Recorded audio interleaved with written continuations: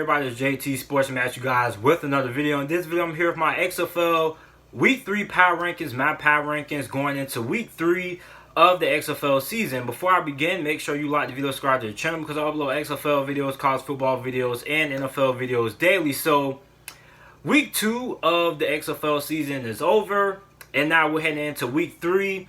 And we kind of got an idea of who the good teams are going to be and who the bad teams are going to be.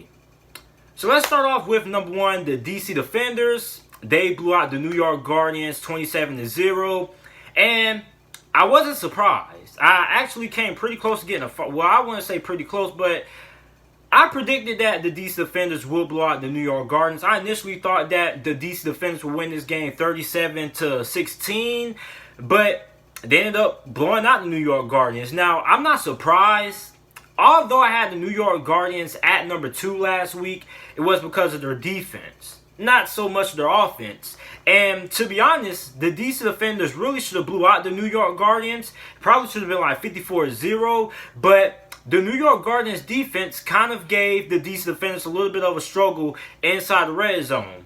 So the DC Defenders are the best team in the XFL, in my opinion, because look, they dominated the New York Guardians, which I think the New York Guardians have probably one of the best defense, either the number 1 or second best defense in all the XFL. You obviously want to see it due to the final score, but that's because these defenders are just that good. They're good on the offensive side of the ball. We already know they got the best receiving core in the XFL. They have one of the best defenses in the XFL as well. And Pep Hamilton is the best coach in the XFL. I mean, this is a complete team from coaching staff to offense to defense. And you can tell because, look, this DC Defenders defense was giving Matt McGloin and the New York Guardians fits. So many fits that Matt McGloin in his halftime interview, it asked, what does the team need to improve on? He said, just get ready to game plan. He said they need to throw away the game plan, come out with a new approach. And safe to say the new approach was benching him and starting Marquise Williams in the second half, and that didn't work. So, I mean, these defenders just gave the New York Guardians absolute fits. They are the best team in the XFL. Shouldn't be no debate about that. At number 2, I have the Houston Roughnecks. Now, the Houston Roughnecks beat the St. Louis Battlehawks 28-24, in which P.J. Walker had an outstanding game. He had 3 touchdown passes to no interceptions. Outstanding. And the Battlehawks somewhat, when this game looked like it was getting ready to get out of hand in the second quarter, they're able to crawl their way back into the game and make this game a little bit closer than what I initially expected it to be. Now, I expected the Houston Roughnecks to win this game, but I thought the Houston Roughnecks were pretty much going to end up blowing this St. Louis Battlehawks team out. But the St. Louis Battlehawks team continues to surprise me. So I have the Houston Roughnecks at number 2 on this list. At number 3, I have the Dallas Renegades. Now, the Dallas Renegades beat the Los Angeles Wildcats 25-18, and which was a very crazy and bizarre game. So, both of these teams were turning the ball over. At one point in the game, these two teams had 3 straight turnovers on 3 straight drives. Landry Jones, in his first game and the XFL, come back from that injury, looked a little bit rusty. He had 2 turnovers, 2 interceptions, 2 really bad interceptions. I mean, on the first one, he threw it right to the guy. I'm guessing it was a little bit of a miscommunication. And the funny thing is, like, Landry Jones, man, like, the dude is just such a nice guy. Like, in the interviews, like, hey, man, what happened on the interception? Oh, man, I just got to play better. And, I mean, going into halftime, he was like, hey, man, Landry Jones, what has to happen in the second half for your team to come back and win this game? He says, oh, it's all on me. It's all my fault. The team has to play better and things like that. And it pretty much was. I mean, they were moving the ball down the field, but Landry Jones just kept on throwing interceptions. And, I mean, the key moments inside the red zone as well. So, I mean, if it wasn't for those 2 big red zone interceptions that Landry Jones threw, the Dallas Renegades probably could have had a bigger margin of victory than what this 25-18 score replicates. And I still don't know how I feel about the Dallas Renegades because I still feel this team isn't playing up to the level of expectation I expect them to be. And a lot of people had the Dallas Renegades as favorites going into the season. I don't think Caesars Palace has them as the favorites. I think they were like second behind the Vipers initially going into the season. But I mean, I'm still waiting to see what this Dallas Renegades team. But for right now, I have them at number 3 right now. At number 4, I have the Seattle Dragons. Now, they beat the Tampa Bay Vipers 17-9, and I wasn't really impressed. And I was really debating if I really wanted to put them at number 4 But I'm just going to go ahead and put them at number 4. Now, they barely inched out the Tampa Bay Vipers. The Tampa Bay Vipers are not good. We'll get into that a little bit later. But the Seattle Dragons, the way they won this game was unimpressive. They didn't really look good on the offense side of the ball. And if it wasn't for that pick 6 interception by Marcel Frazier, the Seattle Dragons probably wouldn't have won this game. I mean, it was lack of offense. The offense struggled to really sustain drives, really get anything going. Brandon Silvers didn't even have 100 yards passing, which wasn't even that impressive. His performance wasn't that impressive as well. The running game is pretty much the only thing that really kept them alive in this game. But even then, the running game wasn't really all that impressive. So the Seattle Dragons defense is really what kept them into this game. And their offense, man, doesn't really look that all encouraging, considering the fact that they struggled to put points on the Tampa Bay Vipers, which according to Pro Football Focus has the worst defense in the XFL. So, I mean, I have my doubts about the Seattle Dragons going into week 3. But for right now, I have them at number 4. At number 5, I have the St. Louis Battlehawks. Now, the St. Louis Battlehawks, I was really tempted to put them at number 4. But I am going to penalize them for losing because I had them at number 4 last week, and they did drop one spot. But you could argue and say that the St. Louis Battlehawks look a lot better in their loss to the Houston Roughnecks than the Seattle Dragons did in their win versus the Tampa Bay Vipers, because simple.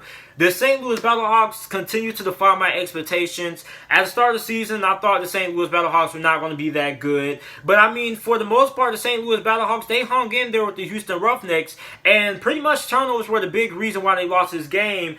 Jordan Ta'amu had 2 bad turnovers, which ended up affecting the outcome in this game. If it wasn't for those 2 turnovers, I strongly believe that the St. Louis Battlehawks would have been able to beat the Houston Roughnecks. And, I mean, their defense, I mean, their defense could have given up a lot more points, but the defense did a little bit all right, considering the fact that I think the Houston Roughnecks have the best offense in the XFL. But, I mean, their defense still has a little bit of improvement to do. The offense really turned it on compared to what they did last week versus the Dallas Renegades. I mean, I was really impressed.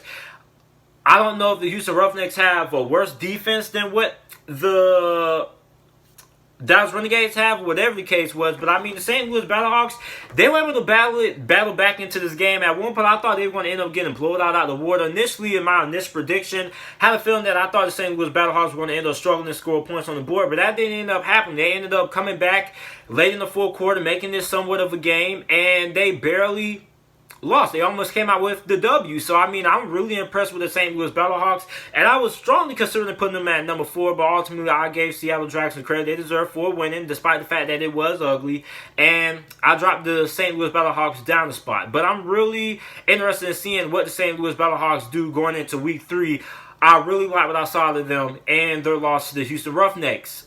At number 6, I have the Los Angeles Wildcats. So the Los Angeles Wildcats, they lost to the Dallas Renegades. They are 0-2 on the season. The bright spot is Josh Johnson looked really good. Other than that, still don't really see a big difference in the defense. I mean, the defense did force a couple of turnovers, but I'm just going to give that to the fact that Landry Jones was coming back from his injury. He was a little bit rusty. And the LA Wildcats, they made all these moves this past week. They fired their defensive coordinator after the first week of the season, got rid of their team captain, Anthony Johnson. He plays for the DC Defenders now, and they still ended up losing. So, I mean, the coaching staff obviously is in a sense of panic. They're 0-2 right now, and I want to see what this coaching staff does, the mentality they have going forward into week 3. Now, I do think the Wildcats do have some potential with Josh Johnson, but really, they deserve to be at number 6. I don't think there's too much of a debate there. At number 7, the biggest drop for this week is the New York Guardians. I had the New York Guardians number 2 on my power rankings last week, and now they drop all the way down to number 7, and it's well deserved. It is well deserved. The reason why they was number 2 on my power rankings last week because of how good their defense was. Now, obviously, their defense, I believe, is still good because the DC Defenders really should have ran up the score. It really should have been 54-0. But the New York Guardians somewhat kept them into this game. They got a couple of stops, specifically inside the red zone. So the New York Guardians defense is still one of the best defenses in the XFL, but the offense is a mess. And Matt McGloin, I mean, it was so bad that Matt McGloin at halftime said that they need to get rid of the game plan, come up with a new game plan. And I mean, he wasn't, I didn't see any lies there. I didn't see no lies because the play calling for the New York Guardians was absolutely atrocious. And I mean, this DC Defenders, I know it's really good and everything like that, but I mean, come on, man. This New York Guardians Guardians team couldn't really get anything going. So they're at number 7. I would put them as the worst team in the XFL, but they aren't worse than the Tampa Bay Vipers. The Tampa Bay Vipers still in 2 weeks have not scored a touchdown in the XFL. It is beyond me. A lot of people wanted Quentin Flowers to see what he could do. Aaron Murray ended up getting injured in practice, and obviously we see that the Tampa Bay Vipers need Aaron Murray, because at least with Aaron Murray they find ways to move the ball up and down the field, and still somewhat they were able to move the ball up and down the field. But I mean, we saw Quentin Flowers, he threw a pick to a defensive end. Don't know how that happened, but he wasn't no better. I think he was like 2 of 7 passing, and then they had the other guy come in there. I mean, he threw 2 picks, so I mean, it's a no-brainer who should be the starting quarterback for the rest of the season for the Tampa Bay Vipers, and that is Aaron Murray. And it's a no-brainer that the Tampa Bay Vipers are still the worst team in the XFL, as they have still failed to score a touchdown. So let me know what you guys think about my power rankings down in the comment section down below. Make sure you like the video, subscribe to the channel for more XFL videos and content, and thanks for watching.